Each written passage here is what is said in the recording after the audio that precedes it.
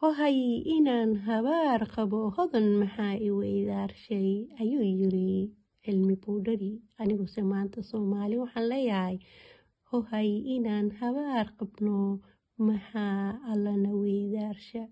Subxaanallah, allah ayaan ka magan galnay, ilaahay allow yaan ku weydaarsan.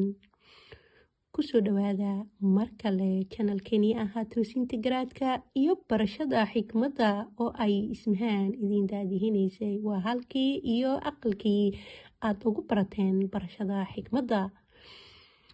Maantase waxaan ku soconaynaa Soomaalida maanta iyo xaaladooda oo ay tahay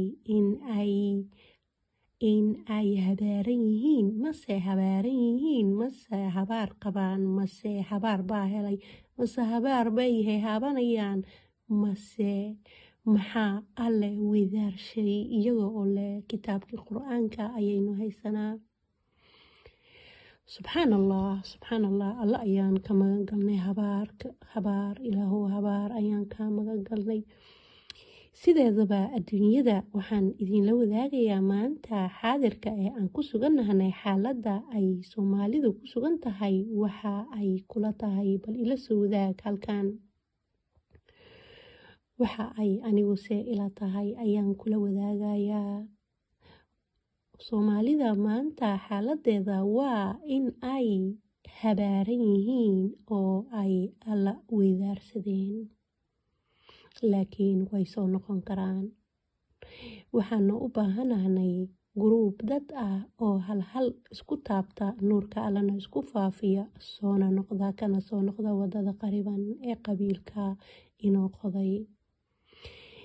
Soomaaliyay maanta xaaladda adduunka halka ay marayso idinka oo la socotaan, iyo maanta xaaladiina halka aad weydaarsateen alle oo aad doorateen habaar, hoog iyo baaba iyo gaajo, faqri iyo dagaal, ilmo oo la kufsada la dhibaateeyaa, dumarka oo meelaha taagan ooyaan, tugsiga oo danta la moodaa, iyo waxyaabo fara badan oo aan afkayga soo mari karin.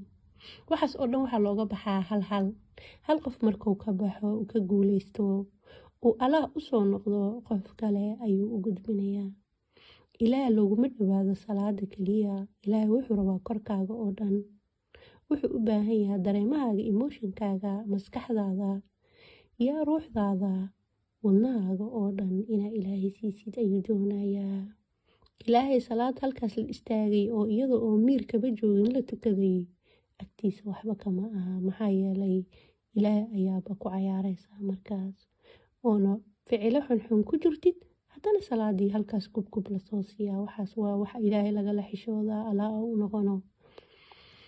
Marka waxaan idin leeyahay Allah Soomaaliyay waa weydaarsatayne, bal Allah aan u noqono si aan dhulkii daymanka ahaa uu Ilaahayna siiyey aan dhab